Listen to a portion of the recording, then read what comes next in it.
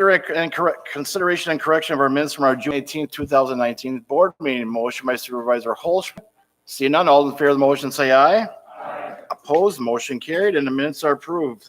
Additions or deletions to the agenda, I'll turn over to County Clerk Jessica Backus. Under Roman numeral number 7, item number 3, Highway Commissioner Mark Olson, Highway Status Report has been added to the agenda. Thank you very much. Is a motion to approve the agenda as amended. Motion by Supervisor Hoffman, second by Supervisor Vogel. Discussion on the motion. Seeing none, all in favor of the motion say aye. Opposed, motion carried, and the agenda is approved. Next up, we'll move to reports of county supervisors, officers, and department directors. If I could have County Executive Ziegelbauer meet me at the podium, and we'll invite the Bundy clan up if they want to come on up. That'd be great.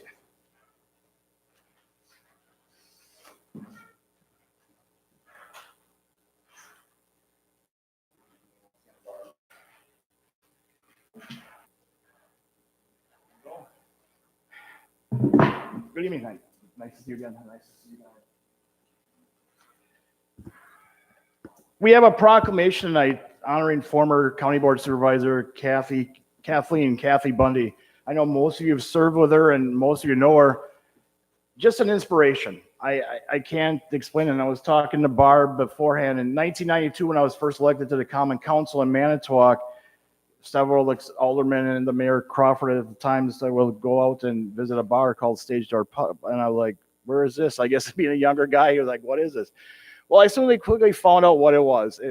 Kathy Bundy ran that tavern, and it continued now around the corner, I guess, in the old bus station on 7th and Franklin.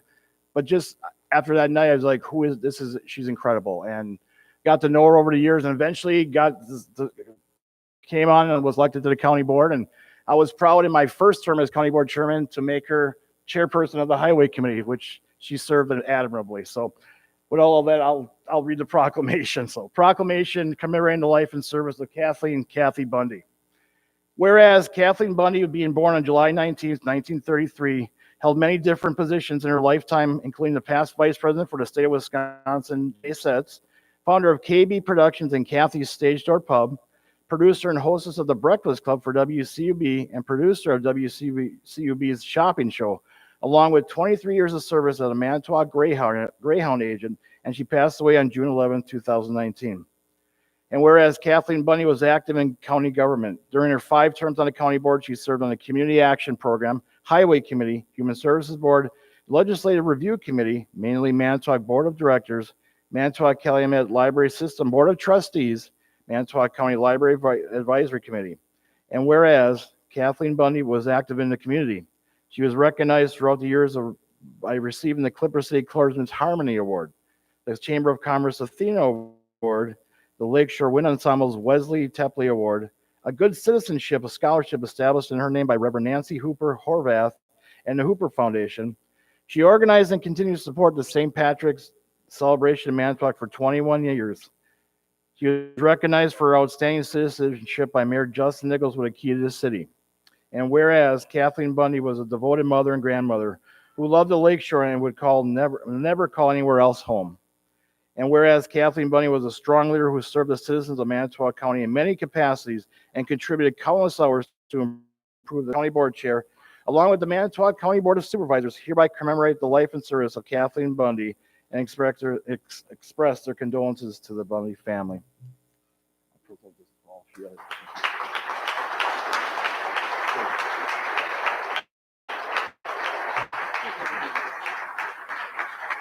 you'd like to say a few words, feel free.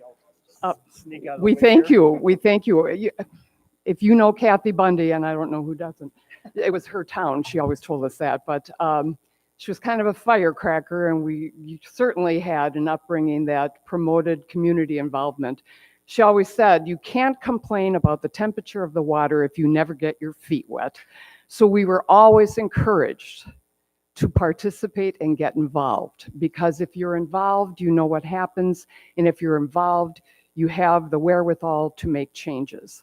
So with that said, we are very proud to be children of Kathy Bundy and the community that she helped create. So we thank you from the bottom of our hearts for remembering her in this way.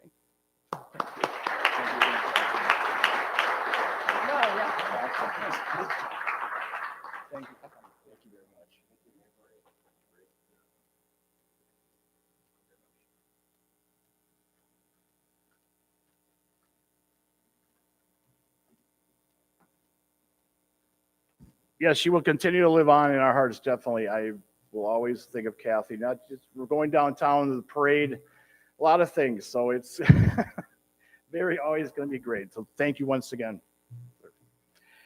Next up, I have a proclamation commending the Clean Sweep Program volunteers and staff. So we have Jerry Noyes, our Public Works Director, and we also have two guests who have been longtime members of the Clean Sweep Program, Paul and Joan Schmid. They're here tonight.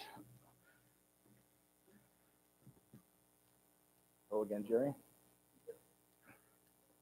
Joan, Paul, thank you for coming, and thank you for all your years of volunteering. So, but anyway, the proclamation commending Clean Sweep Program volunteers and staff. Whereas Manitowoc County held a household very small quantity generator and agricultural hazardous waste collection at the Manitowoc County Highway Department building on May 17th and May 18th, 2019.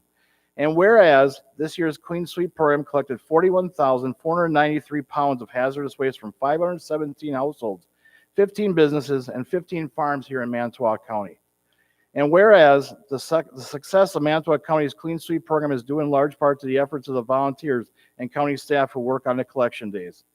And whereas the volunteers and county staff saved Manitowoc County more than $5,000 compared to what the same work would cost if it had been performed by a contractor, as is done in most other Wisconsin Clean Sweep programs.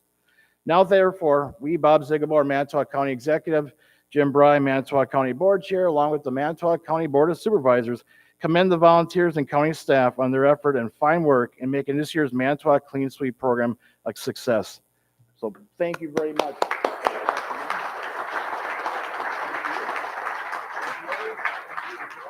I'll give you the proclamation. Hello again, and it seems hard to believe it's a year since I came to thank the county board for your support of Clean Sweep. This was our 34th annual Clean Sweep. Next year will be a milestone year, 35. Last year was a milestone year where we hit 1 million pounds of hazardous waste collected. None of that could happen without your support as a county board and county executive, and of course with our volunteers. So it was only appropriate that we had two long-term volunteers come tonight to accept your thanks also. So on behalf of the volunteers and the staff of the Recycling Center, I want to thank you for this honor. You know, we know that individually, we all can make a difference regarding recycling and the environment. But for real change, it takes a community, whether that be local, state, or federal. So I ask you to keep being that change for us.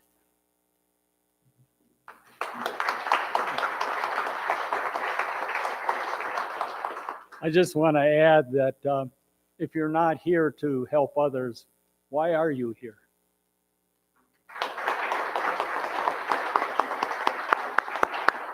Thank you, Jerry and Paul and Joan, as well as all the other volunteers as well. And I know I mention this every year, but it remains to be, gets respoken. I remember the days when the Clean Sweep program was out at Expo, where you would essentially carry product, maybe potentially 6 blocks. It would take a while, and you get a little tired carrying all that stuff in. But now with the drive-through drive, it's not even a 5-minute, 10-minute process. So it's awesome. So, all right. Next up, we'll have Highway Commissioner Mark Olson and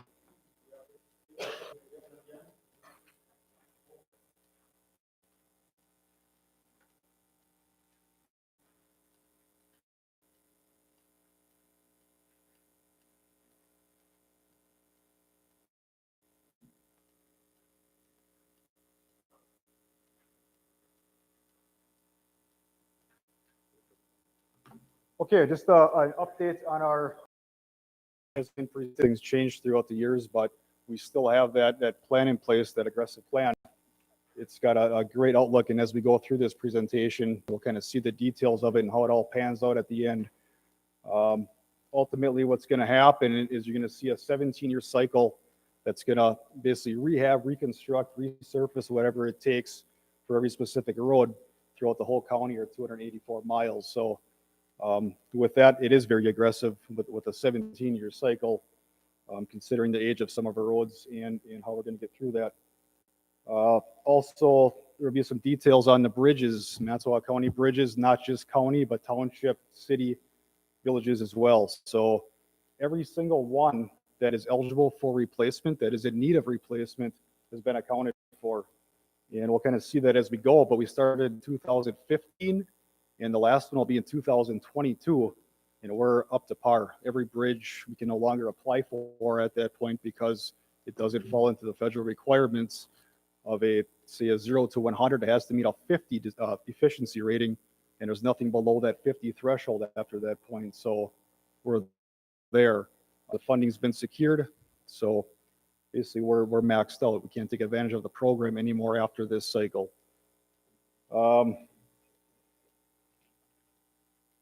With that, as presented last year as well into the Highway Committee and various other committees therefore after, the 5-year plan is also within the budget every year. Again, slight changes, nothing too major. The big one that's caught everybody's attention, obviously, since January is the Rapids Road Bridge. Very successful project. Started in January, originally scheduled to start currently now, July 1st. So that allowed us a lot of benefits to get the contractors in and get that bridge started early. When's it going to open? Soon. Let's say soon. My goal right now is by the county fair. But Labor Day at the absolute latest, but I think that's a push. So it's happening soon. All the major portions are done. The mainline paving is done. The bridge is done. Just has to be a little touch-up work on that. The trail, the multi-use path has been paved last week.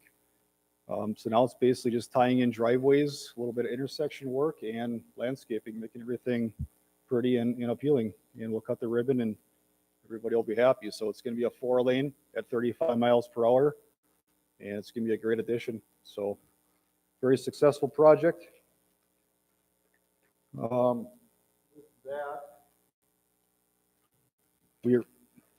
planning of this project started in 2013, and we appreciated it. We appreciated it, and the community appreciated it. So, graces, we estimated at $2,920,000, came in just a tad over at 2.985. Ultimately, we ran into a couple minor change orders, very minor, a couple excavation issues and curb and gutter issues, but $29,000 over. Overall, both projects tied together, 30 grand under. So on a huge project like that, $30,000 under is a great success. So we're very fortunate to have the outcome of that the way it is.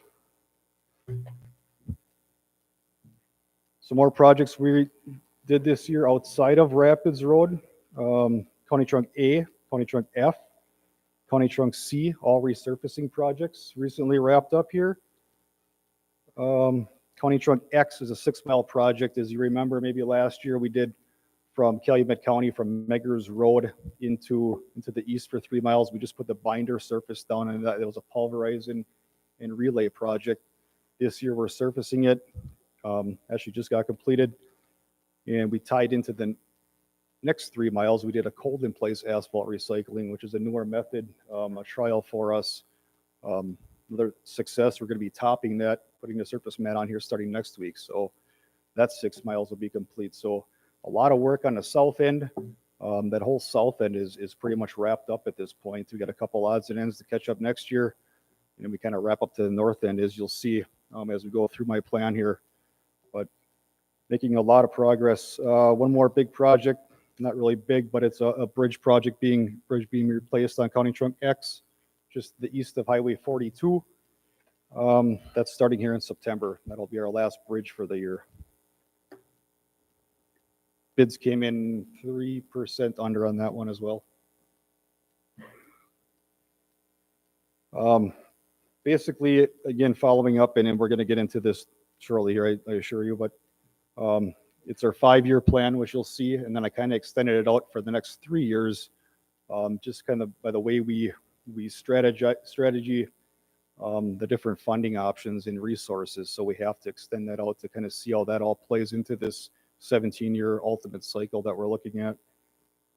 The first 5 years are going to address just shy of 77 miles of our 284. So 77 miles in 5 years is a pretty aggressive plan that we have in place. averaging about 15 miles a year. Some 13, some 18, but averaging out at 15. And we're looking at an average of a 2.4, just shy of 2.5 annual construction budget is what we need to complete that.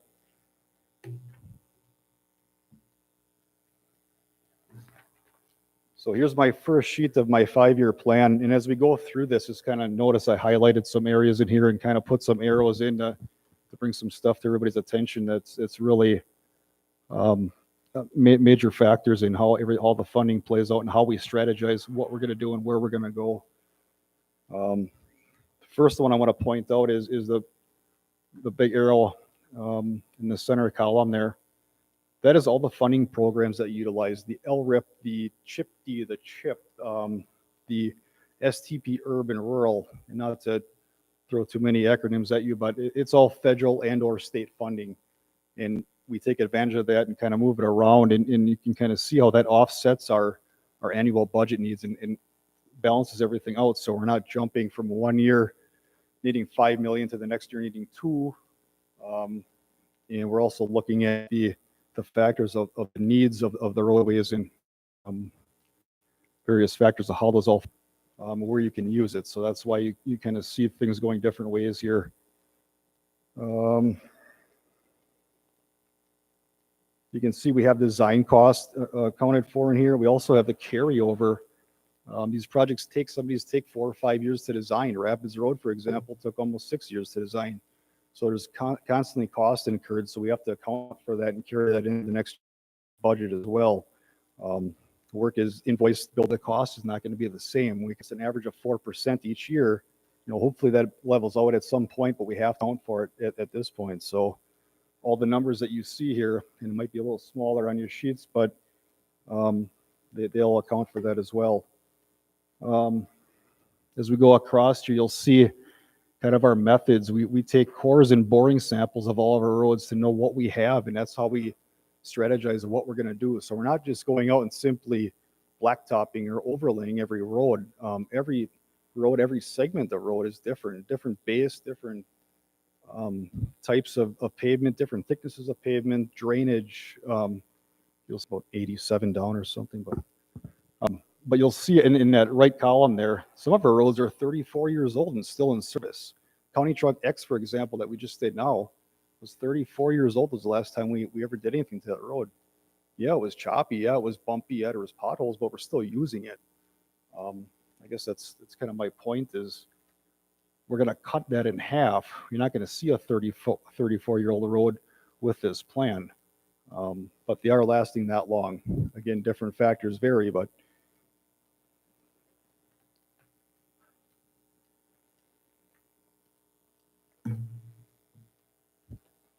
so as we skip down, now we're looking at, well, let me back up once here. Sorry about that. So next year we're looking at 13.8 miles of various different construction types and 2 bridges within the county. The following year, 2021, we're looking at 15.4 miles planned. So 2 more aggressive years as we move along. So as we go here, now I mentioned we had the 5-year, the 8-year, we have to forecast that out. So the 2025 to 2027 plan gives us an additional 47 miles, 46.95 in 3 years. So you can see what that's doing now. We just had 77, now we got 47. We only have 284 miles and we're only 8 years out. So the end result is obviously going to be successful. And that's averaging 16 miles a year. We have some big funding programs coming up in that cycle that we're going to utilize there. Again, offsetting that tax levy dollar need and bringing us back to that just over $2 million mark average that we would need every year to make this happen. Different column here is the chip sealing list. You'll see that's strategically in order there. The big thing big thing to keep this cycle successful for the next 17 years is maintaining them. We just can't go out and pave them or reconstruct them and let them sit, because then you're going to get that 15 years out of them per se, and that's just a rough number. But if we maintain them, if we invest that $15,000 a mile-ish into it every 5 to 7 years, we're adding that life to it. So we don't have to continue on this cycle continuously. I'm just kind of keeping that in mind to not just construct a road, turn your head and walk away from it. You have to always keep that in mind to keep that up, to keep that water out, to keep that traction on, to keep everything intact. That's not going to enhance the deterioration rate of it too fast.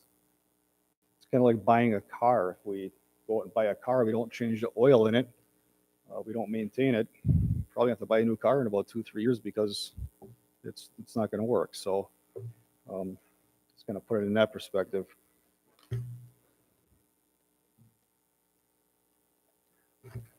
Next slide here, I account for the future bridges. Again, these are bridges that are not currently in need, but as we look out past that 8-year mark, they may or may not be in need. We've seen some of these ratings in the 60s waiting for them to fall to the 50s that we can apply for funding, and they stay steady. So just wanted to kind of point that out, that we are accounting for future stuff too that may or may not be in need. But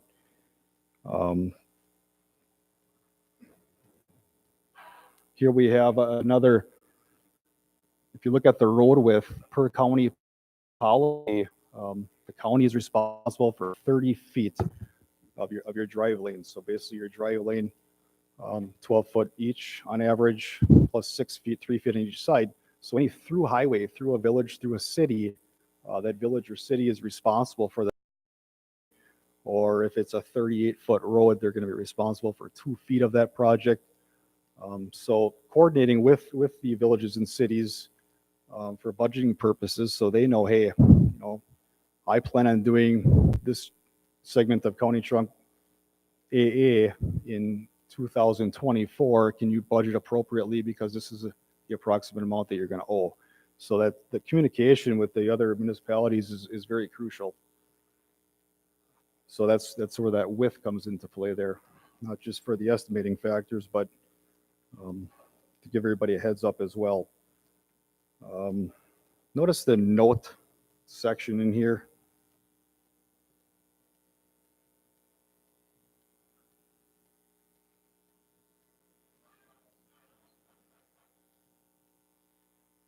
So as it was kind of adding up those 46 and 77, if you look back starting in 2017, taking us out to 2027 as is planned, we're there, and just shy of 167 miles in those 10 years. And again, that was 2 years prior and moving forward through this plan. So well over half of our inventory at this point.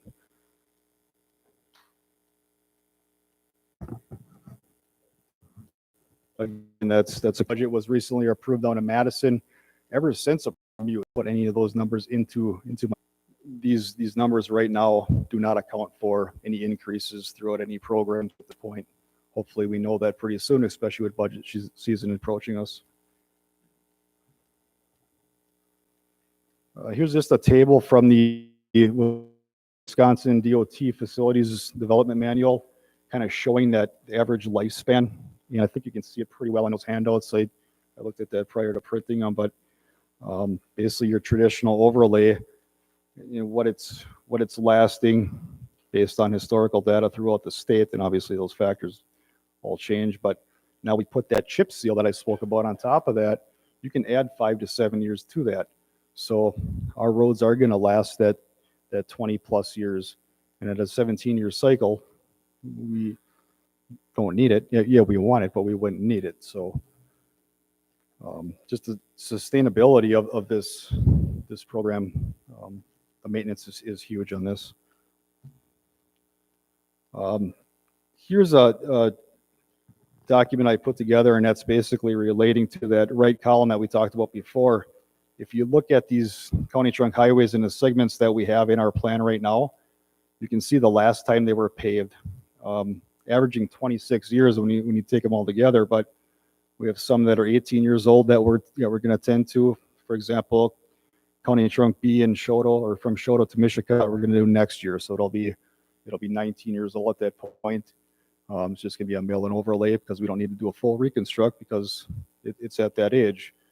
You come all the way down, you're looking at some that are 31, 27, 31 years old, 33 years old. Double X is 33 year age of some of the. I have a waiting city decision that's County CL, V-Bond Street.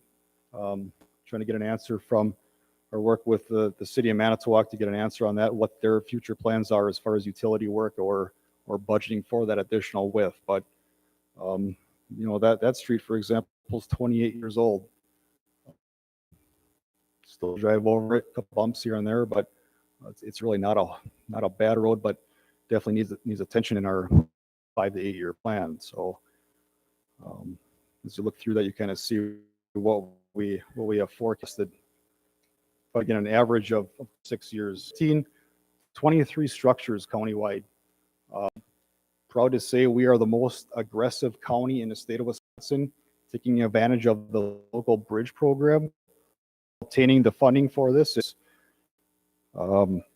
just shy of $23 million is our investment in our bridges at this point. So you can kind of see on the bottom, we've only put $5 million into it from local dollars. The rest was federal. Changed multiple times in the last 2 cycles, but it still comes out to that 80-20. Basically, unless you want something special on it. If you want aesthetics or paintings or something like that, it's at your cost. But otherwise, traditionally, it's about that 80-20 mark. So $5 million for 23 structures, hitting a jackpot in my eyes. I guess with the conclusion of that, the aggressive, going to see if anybody else has any thoughts on it. Again, the bridges are all accounted for, so after this plan, we don't have to worry about that. We can just focus on highways at that point. There's questions. So thank you very much, Mark. Well, if there's questions, we'll start with Supervisor Falkowski. Hello. Thank you, Mark. My congratulations for your efforts helping the municipalities in our district. You've been just an asset basically for the townships to aid them in their construction projects. I do have a question in regard to the significance of the longevity of roads. Are there major items or components or combinations of things such as crack filling or chip sealing or shoulder grading or maintenance of vegetation on the roadways? What are the leading factors for the longevity of getting these roads out for 30 plus years? Again, that kind of goes back to the basic chip sealing plan that we had there. And what we do the year prior to chip sealing is we crack fill all the major voids, the major cracks, recheck them again in spring to see what occurred after a freeze thaw cycle. Usually it's pretty minor at that point, but we'll touch them up before we chip seal. Again, that chip seal is successful this far, in giving us that 5 to 7 year, and that's kind of our maintenance program there. As far as well, we want to keep that water away from our infrastructure so that deterioration doesn't start in the base starts failing. So it's all part of our maintenance program. We implemented a bridge maintenance program here 2 years ago. A very, very aggressive plan. Every year we're doing on average 7 bridge decks a year with different types. Again, it's the type of sealing method changes with the different bridge decks in environmental conditions, but that's enhancing our bridge life as well. Thank you, Supervisor Falkowski. Any other questions for Mark at this time? Mark, I have a quick one. You kind of jumped deals with the roads of what decide with the ditches and things like that. But can you give an average of how many times, like for example, county CR, the grass or the sides are growing in the right of way. On the average, how many times does that get cut a year? Just once, or Normally once. And what we do is we cut the county in half, and we always use the Highway 310 kind of as that halfway point, even though it's not exactly 50-50, but we'll do a fence to fence 1 year, say on the north end, which is basically from the roadway all the way out to the right of once a year that we get out. By the time we get all of our state and county trunks cut, it's once a year. And it's normally this time of year, the complaints come in because we get the hot, humid temperatures and everything just takes off quickly, so. Okay. I appreciate it. Thank you. That's what I've been essentially telling people and stuff, but yeah, I just wanted, I guess, to codify it. We've been out addressing vision corners for the last 3 weeks, and now we are full force out cutting, full cutting. Right. Another week, 10 days, we should have a full cut done throughout the county. Sounds good. Thank you. Any other questions for Mark at this time? All right. Thank you again for your presentation. I'm sure he'll be available for questions anytime. Don't be afraid to give him a call. Thank you again.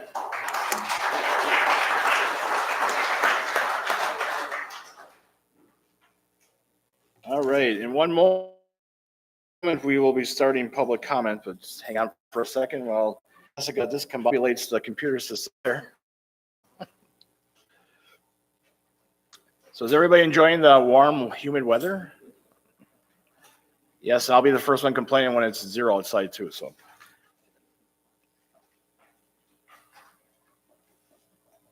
Thank you, Jessica. All right, public comments. If there's anybody from the public wishing to speak to any matter germane to Manitowoc County government, please raise your hand and you'll be allowed approximately 3 minutes to speak. Just give your name and your address. Is there anybody wishing to speak this evening? Is there anybody wishing to speak this evening? Maura?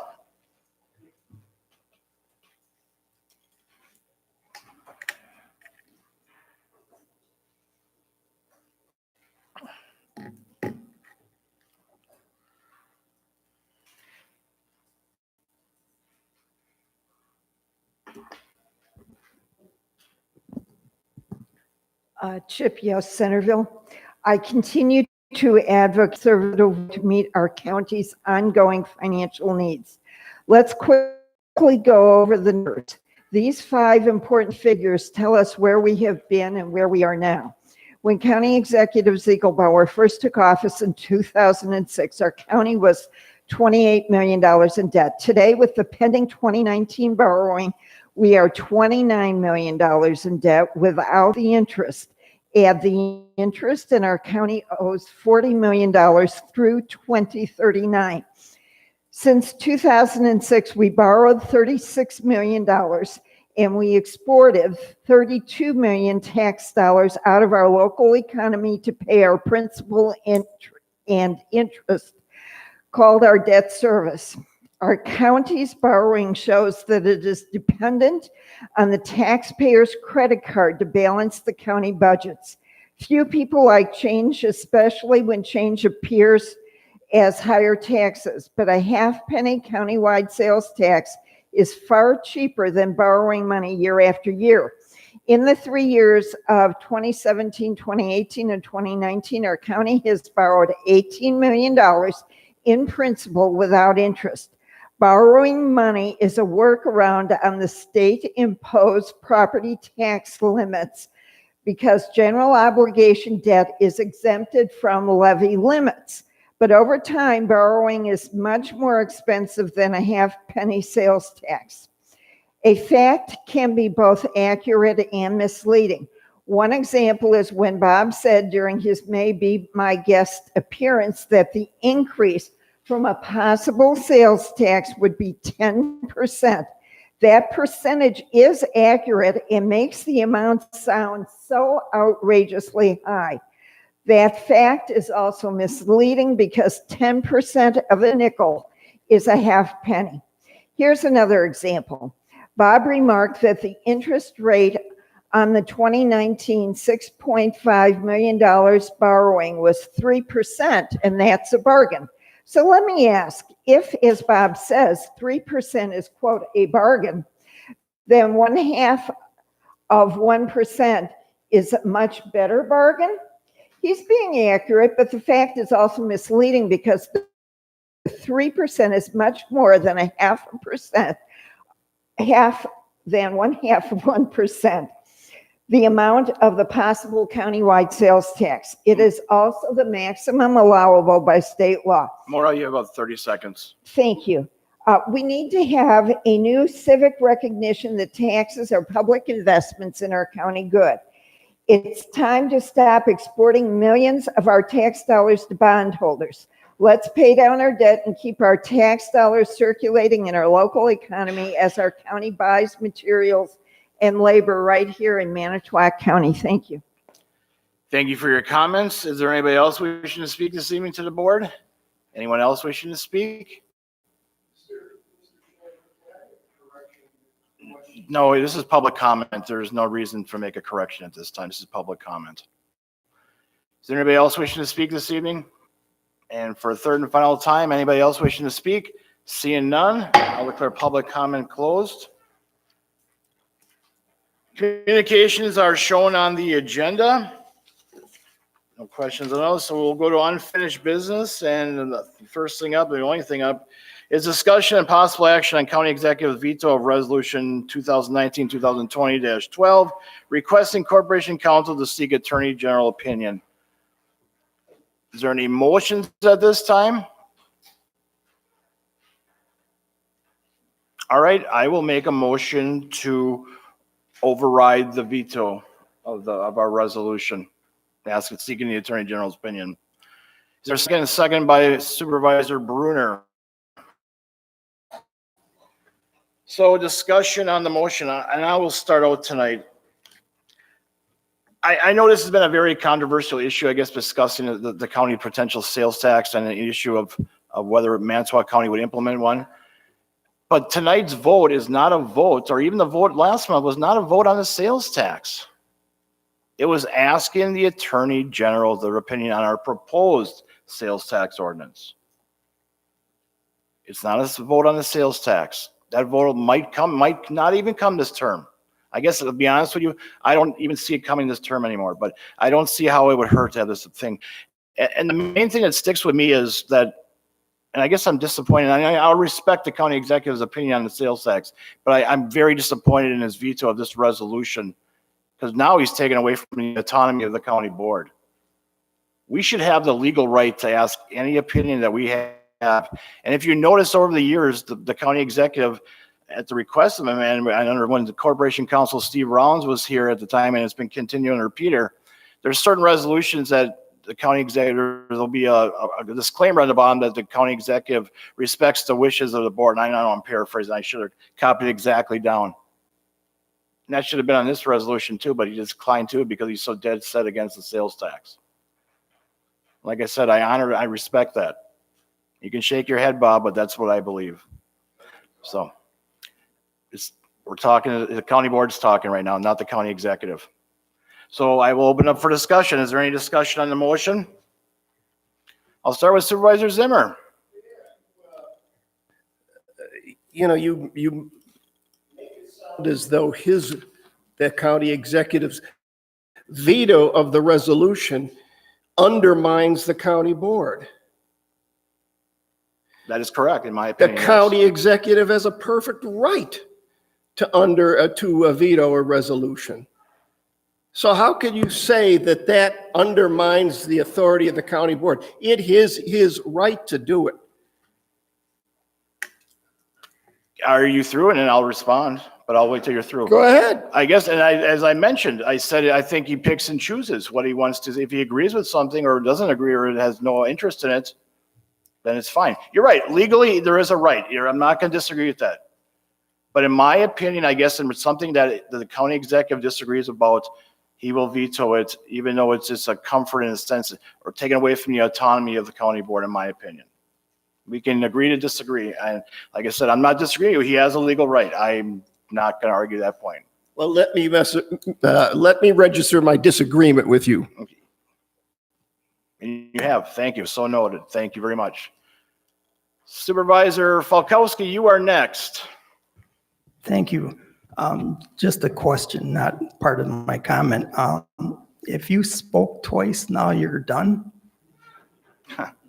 I think we've crossed that before already. As the chair of the board, I think I have, and I'm not trying to sound better than everybody else, but in directing the comments. Just and stuff, trying I to have clarify full the right. conversation. And it's been for the clarified most many part. times before, yes. I know, but I'll probably ask it in the future as well. That's fine.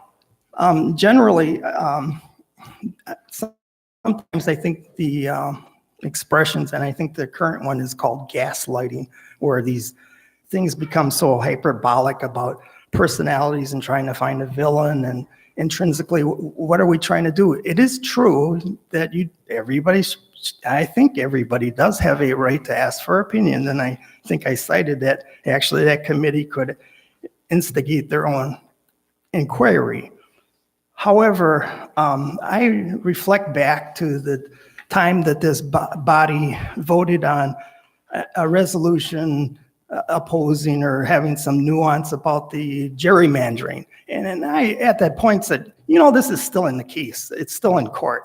Why are we actually trying to engage in something when, in fact, we're out of place?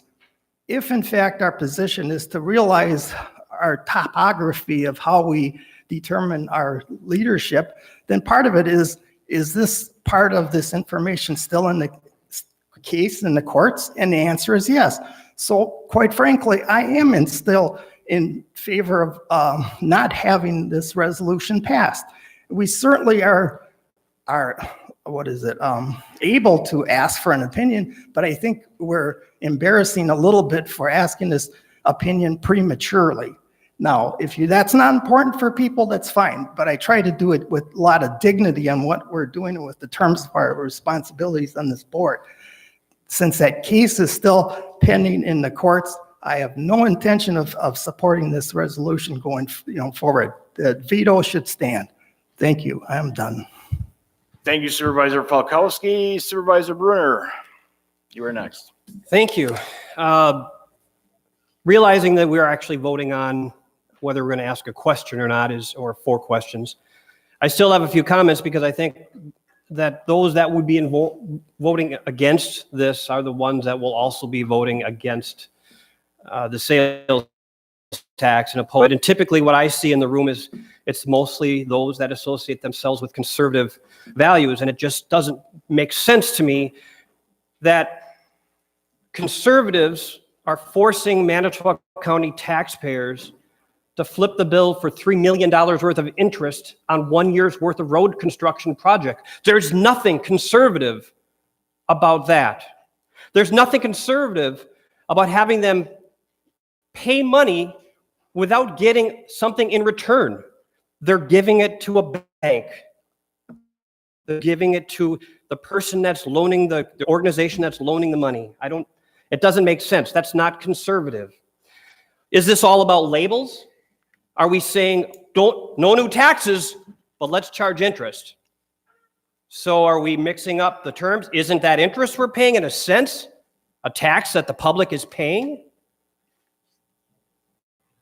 It seems to me that $3 million in interest is a considerable amount of money compared to what it would cost the average Manitowoc County taxpayer to help us fund these road projects at an average of about $5 a month per taxpayer. Supervisor Brunner, not that I'm trying to just stall your comments, but you are kind of starting to fall away from the Fair enough. So. Thank you. You're reining me in, and I need that once in a while. Tonight's vote, though, is simply about asking the question to get the clarity we need to see if the questions that the ad hoc committee had put together can be forwarded to the AG, and that doesn't seem to be an unreasonable request. The lawsuit in Brown County, I suspect we won't get an answer until that's been decided, but that doesn't mean we can't ask the question now. We can ask the questions now, and we can get the answers when the AG is ready to give them. Does that mean we'll be voting on a sales tax during this term? I suspect, just like Chairman Dry said, we probably won't be, but I still think this is the way we need to move forward. Those of you that are watching this at home, pay attention to who's voting against this. In my estimation, they are the ones that are raising the costs of operating our county. They are the ones that they're not putting a tax, using the word tax on something, but they are definitely the ones that are trying to do what they need to do to increase the cost, and that is by giving money, millions of dollars, to people that are borrowing us the money to get these road projects done. I will, of course, be in favor of this question tonight, and I hope that others will as well. Thank you, Supervisor Brunner. Supervisor Baumann, you were next. Chairman of the ad hoc committee, we spent a lot of time on this, and people saying that we have no plan. We had a plan. Now, last month, that doesn't make any sense to me. I mean, are we the county board or are we not? As far as the Brown County lawsuit, if this doesn't pass, there's going to be oral arguments August 18th on the Brown County lawsuit. So we'll know after then if we can't get this through. Thank you. Thank you, Supervisor Baumann. Supervisor Hanson, you are next. I just had some thoughts on the discussion before between you, Mr. Chairman, and Supervisor Zimmer. And I think most of you know that I have mixed feelings on this. I am a little worried, I am concerned if we can't get the knowledge we need to make an informed choice. And I don't understand what the threat is to ask a question. And I think Supervisor Falkowski is right that Green Bay will decide that will have some impact on it. I don't think it'll decide it. I think Outagamie County just going to the sales tax opened up my mind to some concerns that they had with sharing with school districts. I have some concerns about the current sales tax ordinance. Is it enough? Are we sharing enough to fix those roads in the county? That has always been the drive of this tax, is to help with roads in towns and villages and cities. And I'm not sure that only 30% is enough. But those are discussions we can have after we can find out whether or not what we're doing is even close to legal. But to ask a question, to get knowledge, should not be that big a concern. You can say we have the knowledge from our sources. That's fine, but as we talked last month, attorneys will give you different opinions. Judges will give you different opinions. So why not get as much knowledge as we can? My question, Mr. Chairman, is if this veto is sustained, is there a method to get that Attorney General's opinion? Who can get Attorney General opinion? Did it have to be just from the county board? Do we have to go through that? I guess I'm just a little concerned that we don't want the knowledge to decide if we are right or wrong. And in my head, I'm thinking it would be good to have, maybe his decision would be exactly what Peter's is. That cements it, okay? Then we can't do it. But maybe he's got other reasons for saying, no, it's not. And I think the 25 of us then have the ability to read that decision and say yay or nay. But knowledge should not threaten anybody. Knowledge is important for us making decisions. Thank you, Mr. Chair. Thank you, Supervisor Hanson. And to somewhat answer your question, and Peter, jump in if I'm saying things wrong, but essentially right now, we don't have a policy regarding, I guess, asking the Attorney General's opinion regarding a topic as this. Generally, it'd have to come through the county board, I guess, in a sense, subject to a veto. I am planning to work on developing a policy, I guess, for situations like this, of asking the Attorney General opinions to come from the board, or potentially even a committee or a subcommittee or a board and commission, but that'll be something for the executive committee to work on right now. But generally, there's no mechanism. Jim Bride just can't go and ask Josh Call his opinion, correct? That's correct. I'm sorry, we'll get there. Okay. Yeah, that's correct. The statutes provide that the Corporation Council can ask for an Attorney General's opinion. In my duties in doing so, before I do that on behalf of Manitowoc County, I want Manitowoc County to speak. And I think that's why it's in front of the county board, who represents Manitowoc County, as well as county executive, who represents Manitowoc County, as two, as I've said, co-equal branches of government to collectively speak on the county's behalf. So the way the statutes work essentially are that authority is granted to the Corporation Council, and that's kind of important to understand why that's there. The purpose of the Attorney General, seeking an Attorney General opinion, is to not just go knock on the door for the Attorney General and say, hey, listen, we got an answer from so-and-so. We'd like to see if this is correct or if there's a different answer. Really, the function of the Attorney General is to act as a supplement to the Corporation Counsel. If the Corporation Counsel has a question where they're not comfortable providing an answer, if they don't feel as if there is a definitive answer, if there's something more that needs to be done. But it's not intended to be a check or a balance.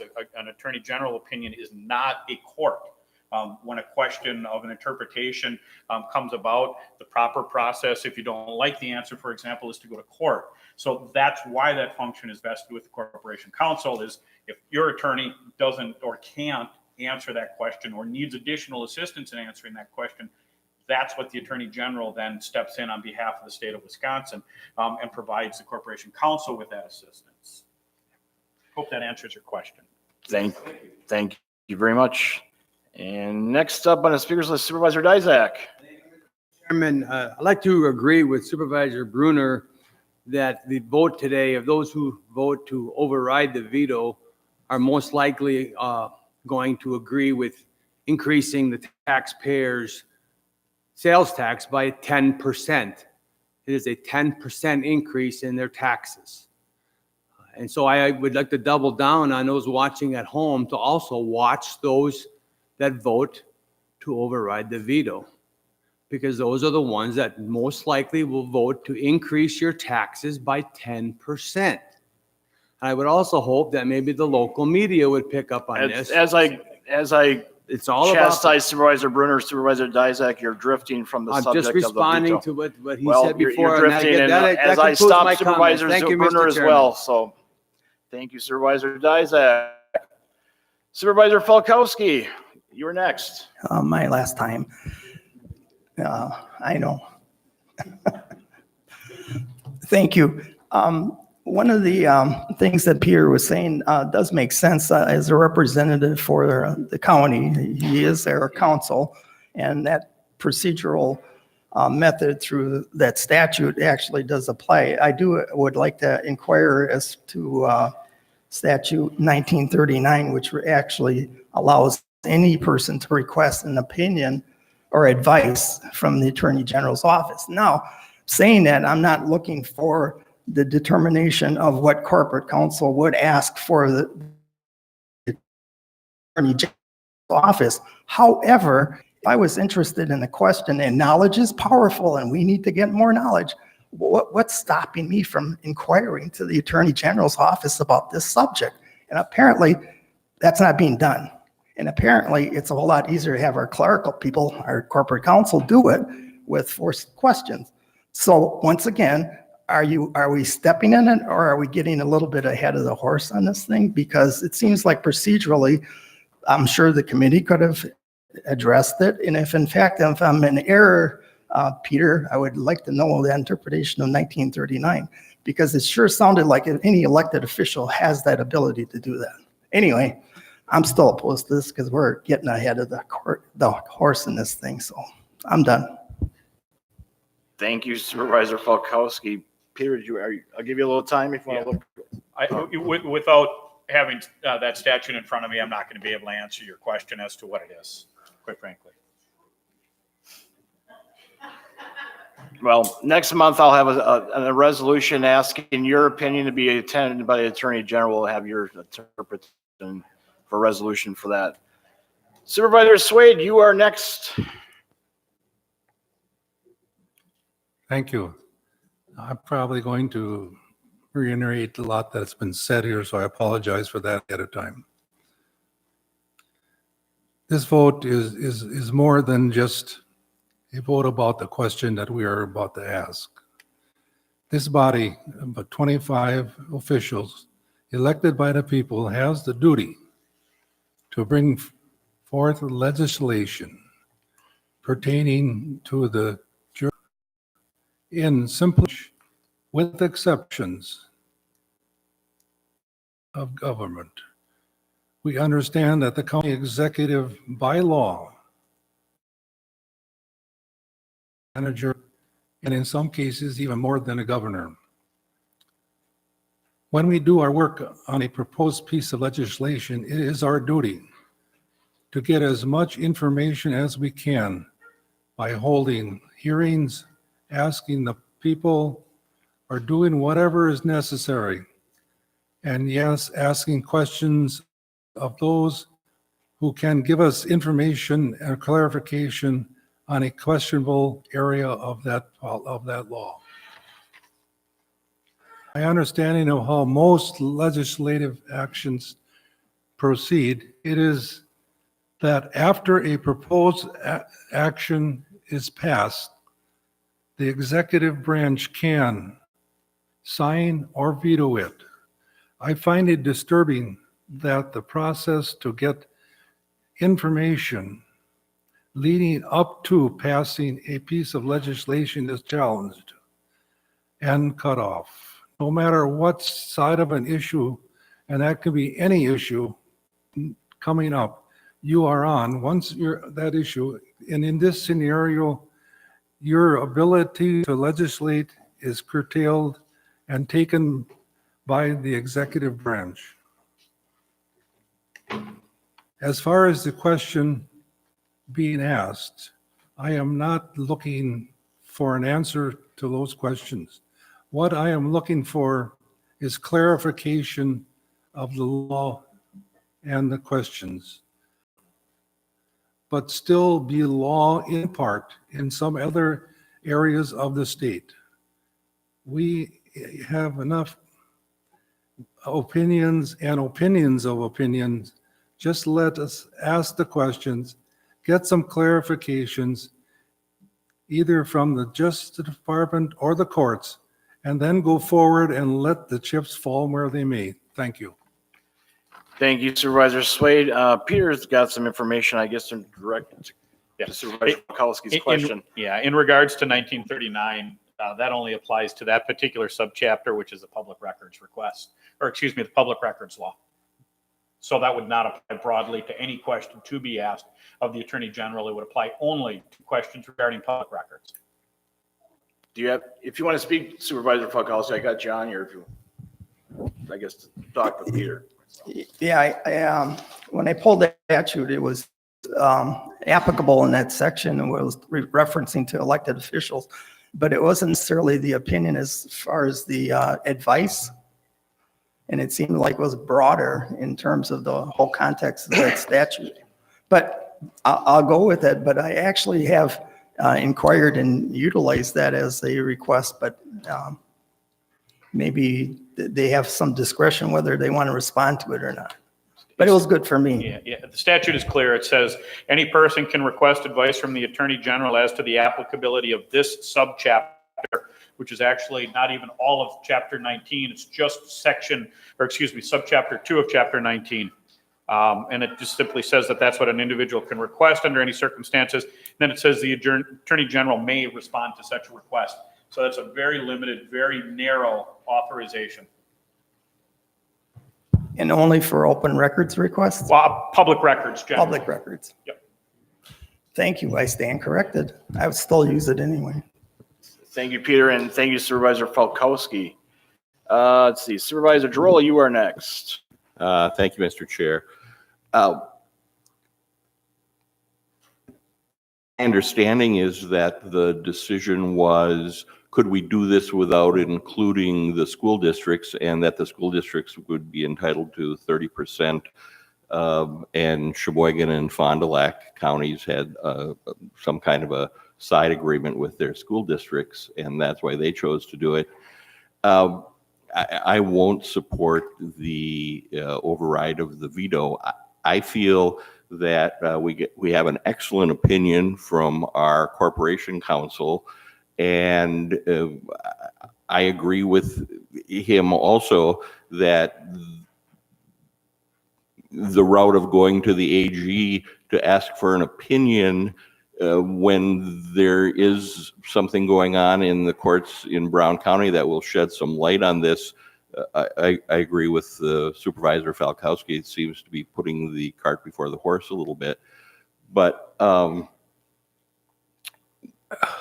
did talk to a couple of supervisors after the last meeting, if our corp council had agreed with what they think would have been a decision favorable to the acceptance of the tax and allowing for the disbursement of funds to just the county, the villages, and the townships without the school districts, would they have asked for the AG opinion to ask if the fact that the corp council agreed with them was that indeed right?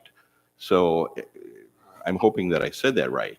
I mean, if Peter's opinion had been in agreement with what you think it should be, would you have asked the AG, well, are we and Peter right too? And I just wonder that. The ad hoc committee was originally put together with people who were in, I would say, favor of the 0.5% sales tax. And I even remember from that evening, people saying, if you're not in favor of this and doing this, let us work and we'll bring it to you. So I'm thinking we have an opinion, we have a court case. Apparently, in some in the very near future, we're probably going to get a response to this. So I think if we just wait not very long, we're going to have the answers that everybody's looking for. I won't support the override of the veto. Thank you. Thank you, Supervisor Droll. Any other discussion on the motion? Supervisor Zimmer, there we go. So far tonight, I've heard 3 charges against the county executive. One by you, Mr. Chairman, implicating that, or intimating that the county executive is interfering with the legislative process of this board. Then we had Mr. Supervisor Bauman say basically the same thing. Finally, we had Supervisor Swade saying that it seems like our legislation is curtailed by the executive branch, the county executive. I'm quite surprised at this because you, Mr. Chairman, were the one that proposed the resolution to go to the Attorney General, as I recall. And I think it was seconded by Supervisor Hanson. Am I correct? No, it came from the ad hoc committee, the original resolution. Okay. Nevertheless, once again, the county executive is within his legal right to veto this. It's all part of the legislative process. We have veto power from the president to governors to lower officials. It's a power granted to executives throughout the country, and there isn't anything wrong with it. The county executive happens to believe that the learned opinion of our corporation counsel, and it is a very learned opinion. I have yet to see anybody come up with a counter opinion by any of these other counties that have flouted the law, such as Sheboygan. Did their county executives come up with something that said you can do what you're doing? I don't think so, or we'd see it. However, we did see a very learned judicial study by our corporation counsel. And that is what persuades our county executive to veto this. We don't need to go to the Attorney General. I believe correct me if I'm wrong, Mr. Conrad, but didn't you say it would be appropriate for the corporation counsel to go to the Attorney General if the corporation counsel, him or herself, were in doubt about a particular piece of proposed legislation? That is correct. Yeah. So that isn't the case here. Not only is it not the case, but if you've read Mr. Conrad's opinion, it is very firm. He says if we enact this proposed law, that the law will be null and void on its face, or words to that effect. Am I correct, Mr. Corporation Counsel? I believe that is correct. So he's unequivocal about his opinion. And based on that opinion, our county executive has chosen to veto this because he doesn't feel, and I agree with him, that it's necessary to go to the Attorney General. But to criticize and denigrate the county executive for performing his legal responsibility, or legal option, I should say, I think is very wrong. Thank you. Thank you, Supervisor Zimmer. Supervisor Banky, you were next. Chairman, Supervisor Zimmer, I didn't hear anyone say that the county executive didn't have a right. Not once did I hear anybody say he didn't have a right to veto it. He does have every right to do that. But saying that it's disappointing that the county executive vetoed it is every person's right in this body to make that comment, because that's each and everyone's own opinion. So getting on our high horse and protecting the county executive, I didn't hear that. I didn't hear anybody say he didn't have a right. Not at all. I'm going to support, and we've had comments about conservatives, and I'm a conservative. Everybody knows that. And people at home, just because I support the override of this veto, does not mean I automatically will vote for or against the sales tax. So the fact that I think that the Attorney General's opinion is warranted to answer those 4 questions, especially number 2, I think we should have every right to go to the, yes, I am disappointed that the county executive does. He has that right. But I'm disappointed? Yeah, I'm disappointed. I can say that I'm disappointed without getting chastised. Excuse me, Supervisor Mr. Zimmer, please, you are out of order. You are out of order. Yeah, I appreciate your silence, Mr. Zimmer. I gave you the respect while you spoke. I would hopefully garnish the same respect out of you. Thank you. So the county executive has a right. I disagree with his veto. It's his opinion. He has a right. That's fine. I hope you that support the override to ask the Attorney General to give us an opinion on Chapter 77. And that's all we're asked for that information.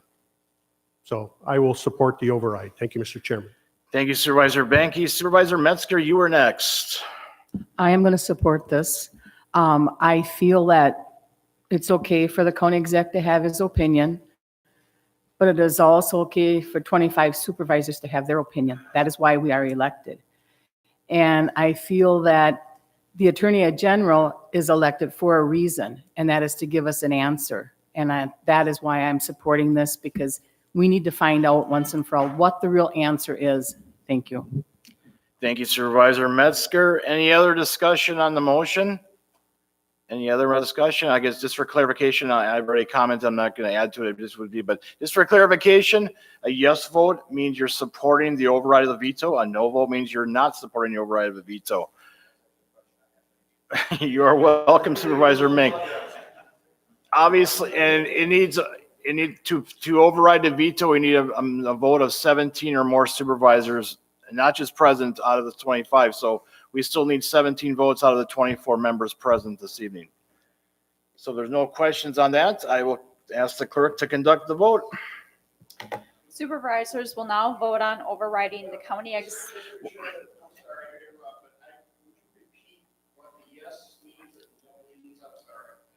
Sure, I will do it quick. Yes, a yes. Thank you, Supervisor Zimmer. A yes vote tonight means you're supporting the override of the veto.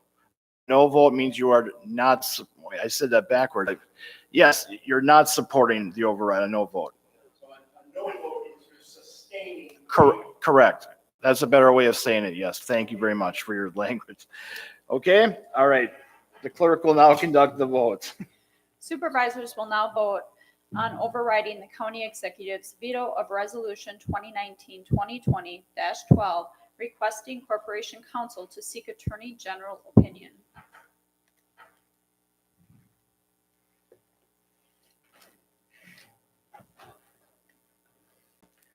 So the motion passed 15-9, but it did not pass the voting with Supervisors Williams, Gauger, Zimmer, Vogel, Wagner, Mink, Falkowski, Rowland, Isaac voting no. So that'll end that discussion. I guess it's not an idea. I guess that'll be in the future. So, all right. Thank you. Very good discussion. We will move on to appointments by the county executive. First up will be to the Manitowoc Calumet Library System Board of Trustees to appoint one member to complete a vacancy expiring of January 2022. And the recommendation is for Ron Zakowski. So motion by Supervisor Benke, seconded by Supervisor Niles. Discussion on the motion. Seeing none, all in favor of the motion say aye. Aye. Opposed? Motion carried. Next up will be for the Transportation Coordinating Committee to appoint one member to complete a vacancy expiring in April of 2022. And the recommendation is for Deanna Genske. Motion by Supervisor Bruner, seconded by Supervisor Dizak. Any discussion on the motion? See none, all in favor of the motion say aye. Aye. Opposed? Motion carried. And last but not least, appoint another member to complete a vacancy expiring in April 2021. And the recommendation is for Kara Otum. She's actually the new Maritime Metro Transit Director for the city of Manitowoc. So that's kind of a vacancy that's filled by that position. So motion by Supervisor Ballman, second by Supervisor Hoffman. Discussion on the motion. See none, all in favor of the motion say aye. Opposed? Motion carried, and the appointments are approved. Thank you very much. We'll go on to committee reports. We'll start with Aging and Disability Resource Center Board. Supervisor Wagner is the chair. Thank you, Chairman Bryan. The next meeting for the ADRC will be next week, Tuesday, July 23rd in Kewaunee County.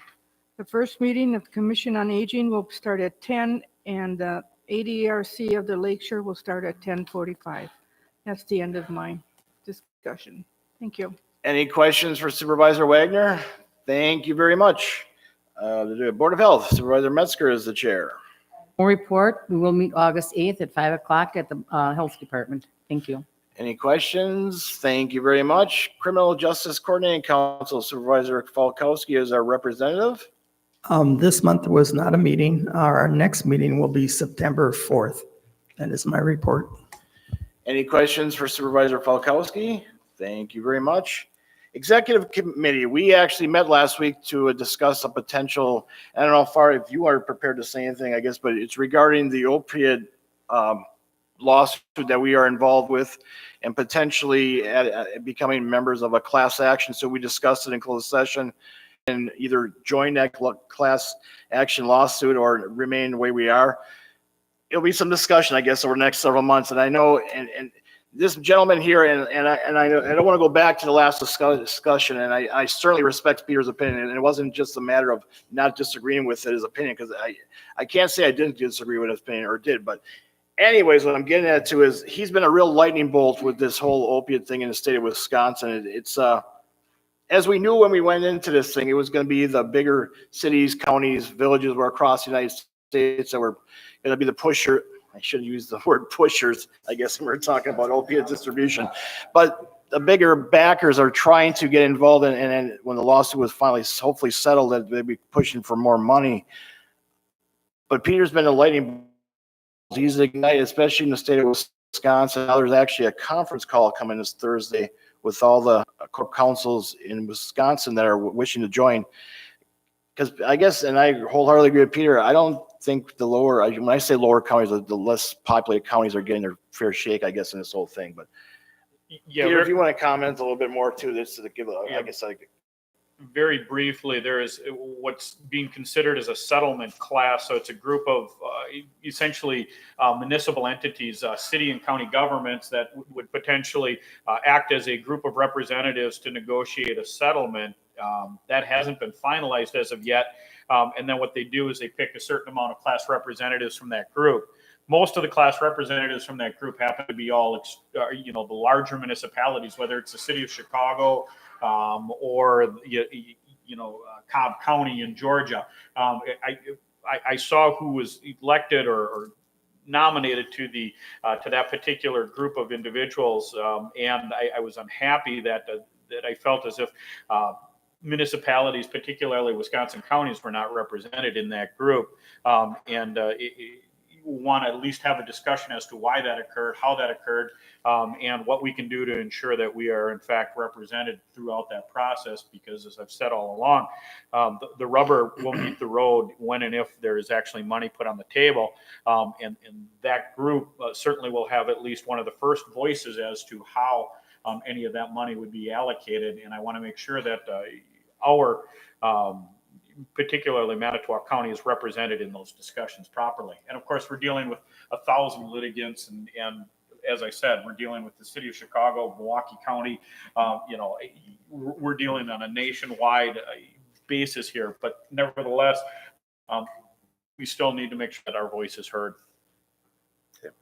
Thank you, Peter. And I agree. So this will be discussed, I guess, with the executive committee, ultimately by the county board within the next probably. FAQs that was presented at the executive committee about this opioid thing. And if that could be distributed to the rest of the board, I think it'd be wise to get them up to speed on it. At least to show the complexity of what the modeling for how they're trying to determine the distribution and stuff like that. So that's my thought, is get that out, those FAQs. All right. Thank you very much. Supervisor Williams. Go Peter. Thank you, Supervisor Williams. Any other comments or questions? All right, we'll move on to the Expo Ice Center Board. Supervisor Gauger is our representative. Thank you, Mr. Chairman. The Expo Ice Center Board met July 10th. Did some review of our layout for our outdoor vendors, food vendors, whatever they're selling. We reviewed our trailer parking for our new east parking lot and took a tour of it, because I believe we're gonna have more parking than we ever did. It's gonna be better than ever.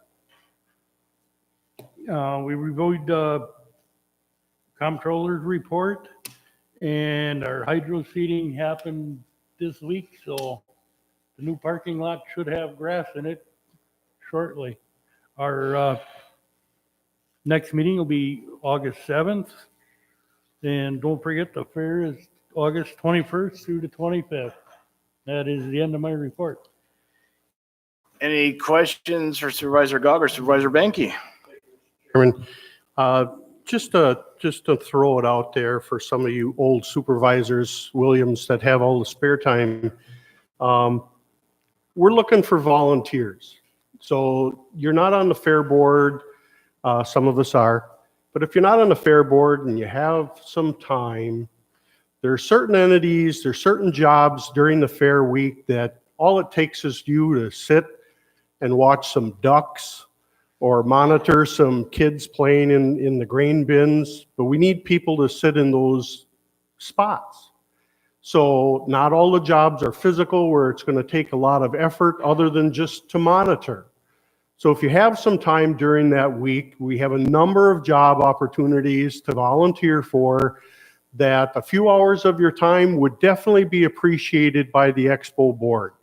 The Expo board is a board of 21 that by the end of the fair are pretty well spent. And if you have a few hours of time, we sure would appreciate your volunteering for giving some time during that fair time. So consider that. Let Janelle know at the Expo, or let one of us know, Dave or myself or Bob.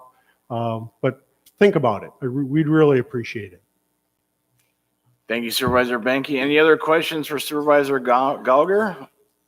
Thank you very much. Finance Committee, Supervisor Hanson is the chair.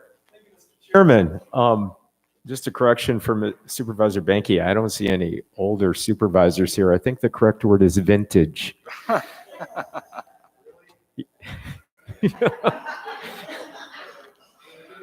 Finance Committee met last Monday. We had a short meeting, sold 2 properties, 2 houses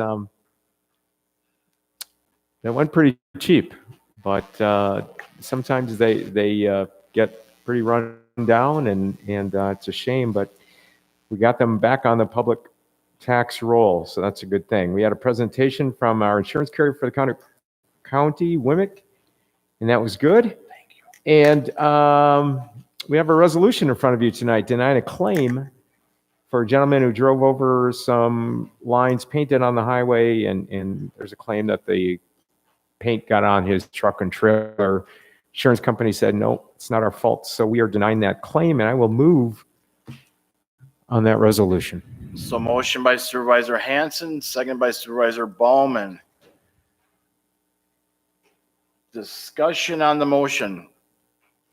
Seeing none, the clerk will now conduct the vote.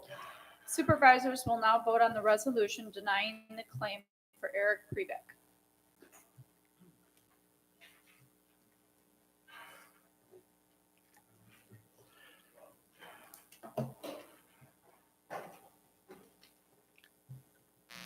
Resolution passes 24-0. That concludes my report, Chairman Bry. Any questions for Supervisor Hanson? Thank you very much. Highway Committee, Supervisor Banky is the chair. We met the evening before today. We had a very short agenda, so the one item of significance was a 2-year extension on the Yonda pit for highway landscapers. We're extending that for 2 years, paid vouchers and past minutes, and we will meet August 13th for our next meeting at 4:30 out at the highway shop. Thank you, Mr. Chairman. Any questions for Supervisor Banky? Thank you very much. Human Services Board, Supervisor Kavanaugh, are you going to give the report tonight? Okay, great. Thank you. I got you on. The Human Services Board met Thursday, June 27th at the Human Services Building. Our education topic was by Deb Williker. She gave an update on the recently completed Wisconsin Home Energy Program. It ran from October 1st. The sign up was up until May 15th. These funds come from state and federal funding. She noted that there was an increase in the number of people that participants get, and they get assistance in both fuel and electric bill, and that amount, whether they qualify or not, that's determined according to their income for the last 3 months. Patricia Dodge, our Human Services Director, she noted she met with Aurora, Aurora to see how they could work together, especially with the mental health area, because there's a big need, we all know there. Foster care report was given from our program that they ran in May with the signs out throughout the county. There were 10 people that filled out applications. Now these have to be screened. There was a juvenile detention report given showing that we've been averaging about 2 bookings per month with Sheboygan, and so far this year, $29,260 is what it costs the county with that. No meeting in July. Our next meeting will be during County Fair Week, Thursday, August 27th, and this is going to be actually 2 meetings. We'll have a public hearing at 4, and this is open to anyone that has concerns with the Human Services Department, whether it be the budget or the services or whatever. So we hope to get more people there than we've had in the past. And then right after this is completed, then we'll have our regular meeting. So no meeting in July, and then August 27th will be the next regular meeting, and that concludes my report. Any questions for Supervisor Kavanaugh? Thank you very much. Land Conservation Committee and UW Extension Education and Agricultural Committee, Supervisor Wagner is the chair. Thank you, Chairman Bryan. The next meeting of the Land Conservation will be this Thursday, July 18th at 4:30 at the County Office Complex.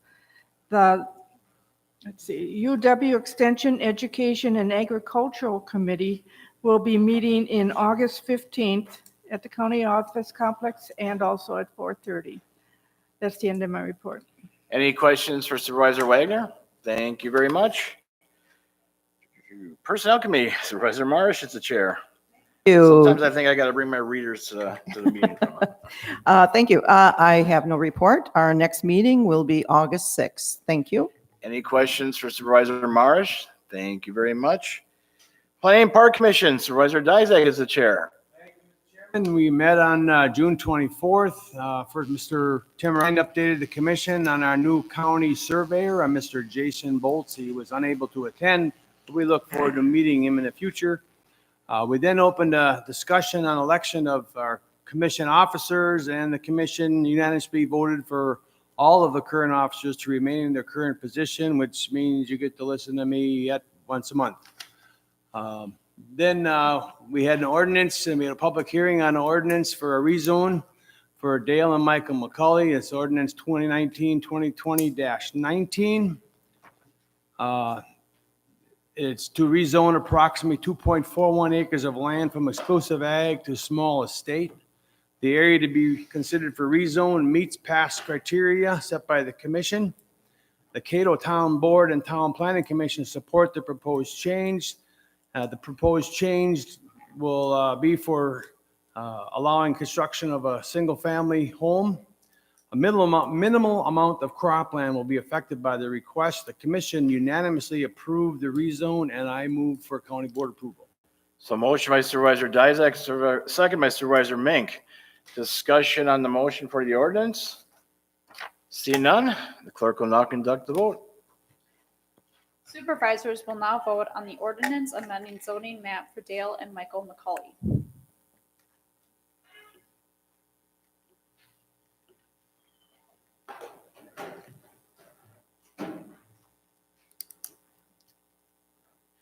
The ordinance passes 24-0. Thank you. We will not be having a July meeting, so our next meeting will be on August 22nd, 3:30 advisory meeting, 4 o'clock regular meeting at the county offices. And that concludes my report. Thank you very much, Supervisor Dizak. Any questions? Public Safety Committee, Supervisor Vogel is the chair. Mr. Chair, we met right before this county board meeting. Sheriff Dan Hartwig and Emergency Services Director Travis Walk gave detailed reports to the board.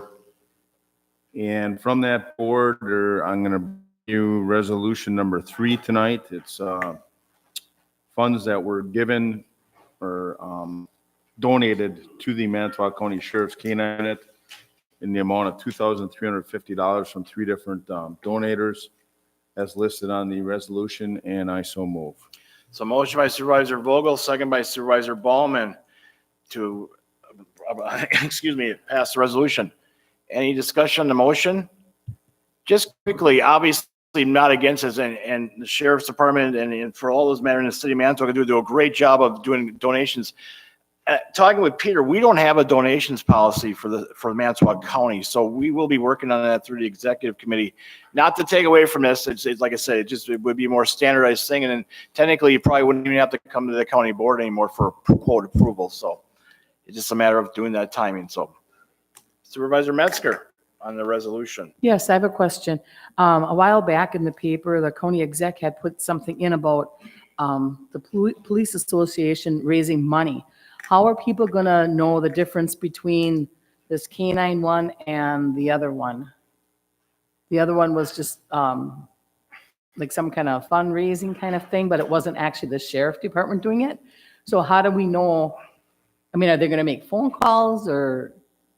Well, in this case, the resolution was specific. There was 3 groups that were donating money to the Sheriff's Department for canine. So it was Dr. and Rose.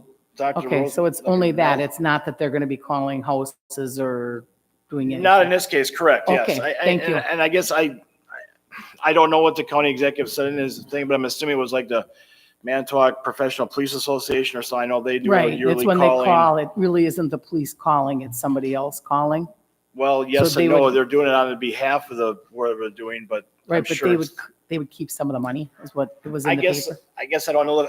I know in one case, probably in the Professional Police Association, and Supervisor Vogel was a officer. I guess maybe he could answer that. I'm sure they take a certain percentage. As far as this resolution tonight, though, Supervisor Metzger, there's 3 specific Right. donors Okay. that earmarked that money to the Manitowoc County Sheriff's K-9 program. Okay, thank you. Yep. Okay. Any other discussion on the motion? Seeing none, the clerk will now conduct the vote. Supervisors will now vote on the resolution accepting donations for the Manitowoc County Sheriff's K-9 Unit.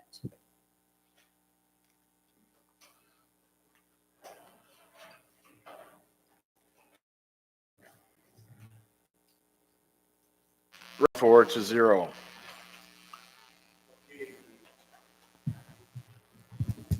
The next meeting is going to be set for August 14th at 5 PM at the second Florida Health Department.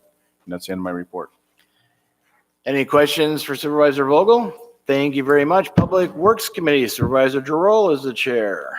Thank you, Mr. Chair. The Public Works Committee met Wednesday, July 10th. We reviewed and discussed the Solid Waste and Recycling Division, the Solid Waste and Recycling Agreements, the Clean Sweep Report from this year, and the Clean Sweep Volunteer Proclamation. We approved the payment of 3 different items, one regarding a water main project at the office complex for Elson Excavating, a payment for the grandstands, and a payment to Schaus Roofing and Mechanical for some HVAC work out at the Ice Center.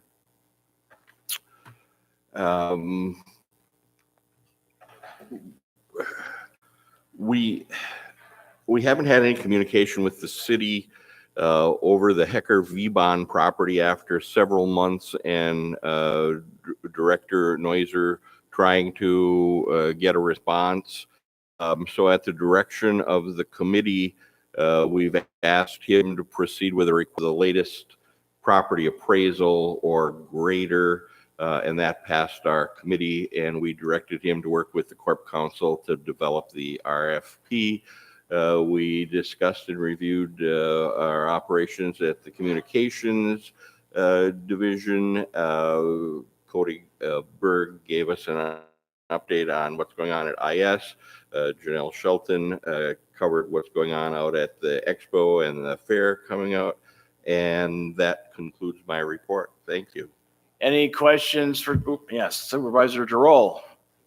Thank you very much. Transportation Coordinating Committee, Supervisor Bowman is the chair. Report, Mr. Chairman. Any questions? Thank you very much. Under announcements, Supervisor Holschbach had one quick, and I will return to him. Thank you, Mr. Chair. You all have at your desk an invite from the Lake Michigan stakeholders for the 6th annual Lake Michigan Day to be held at the Maritime Museum again. That will be this Friday, 8:30 to 4:30. And just as a quick description, and some of you know this, and hopefully you'll think about attending or attending an hour of it. It's business leaders, conservation leaders, community leaders getting together and talking about opportunities and challenges within the Great Lakes Basin with a focus on Lake Michigan, water quality, both drinking water, general water quality, invasive species, habitat restoration. Those are a couple of the main themes. Our keynote this year is Deputy Secretary of the Department of Natural Resources, Todd Ames, who is a water expert and has a long career in water issues. So think about coming, and there will be a lunch served. Thanks. Thank you, Supervisor Holschbach. But I do have a question. You said it was this Friday. On the invitation, it says Friday, August 9th. Sorry, it's August 9th. Okay, I just wanted to clarify that. I'm sure the Maritime Museum would appreciate people showing up. Yeah, but, right, okay, right. okay. No, August 9th. Thank you. Friday, August 9th. All right. Thank you once again. Supervisor Dizak, announcement? Question or correction. I think I said our next meeting for Planning Park is the 22nd of August. It is the 26th of August. Thank you. Thank you for that correction. Supervisor Kavanaugh, you were next. I had the same problem. The public hearing and the main meeting for August for Human Services is August 22nd, not 27th, like I had said. I'm concerned with the public hearing. We must be using a different calendar because I actually signed the ordinance for the zone change for July 17th. So we must all be on the same calendar tonight. Supervisor Holzbach. Lake Michigan Day is still on Friday, August 9th. Okay. With that, I'll accept the motion to adjourn. Motion by Supervisor Gauger, second by Supervisor Vogel. All in favor, say aye. Opposed?